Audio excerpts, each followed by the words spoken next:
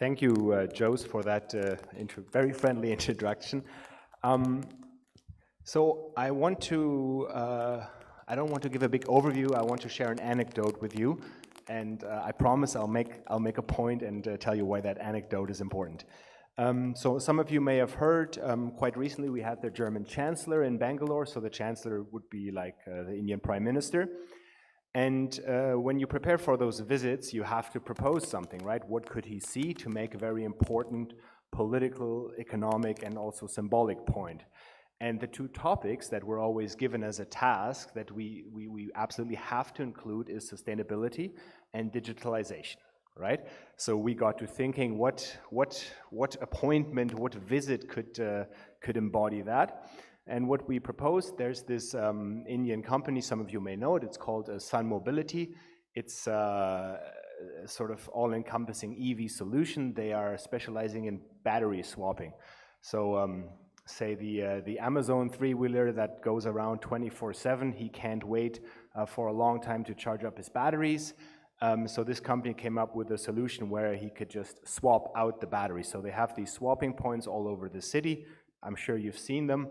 And you can come swap out your EV battery and then continue on your route.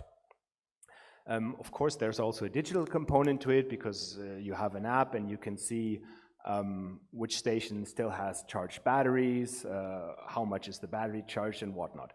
So it's exactly that kind of application that we're also talking about when discussing Beacon Protocol today. So we thought, okay, that seems good, and it's also an Indian company, and maybe that's something that the Chancellor would like to see. So we proposed it. And as these things go, the Chancellor's protocol team comes on a pre-visit, right? So they check out everything that then is supposed to be visited.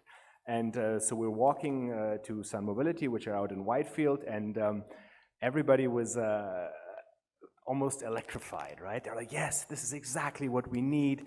The Chancellor can change a battery, and it's sustainability, and it's digital, right? And so even the security officers who, don't actually deal with that got excited, said like, why don't we have this in Berlin? And there was a palpable energy in the air.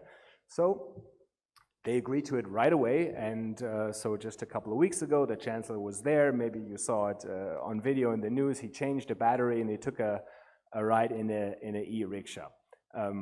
Great success. We were very happy and also relieved.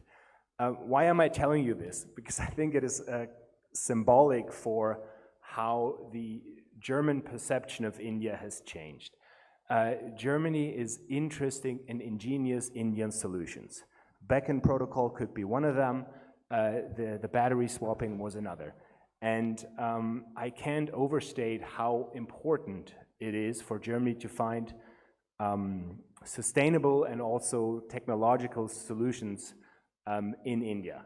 And if we read the press echo after the Chancellor's visit, it was actually quite a pleasant surprise, because there are still a lot of prejudices out there in Germany against India, but I'm really feeling that this is changing.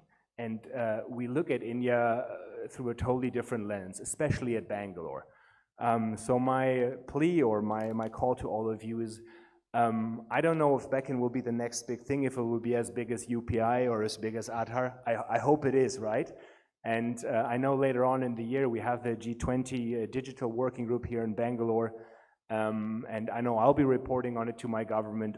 Offer this thing. You have a great track record, and I think you have to offer the world something here. So later on you'll hear from some German companies. Bayer is here, Bosch is there, my colleagues from NRW, who will tell you much more in detail how they're already cooperating with India and Indian companies in the digital and sustainability space. But I want to finish my remarks here. This is really exciting stuff. Don't be shy about it.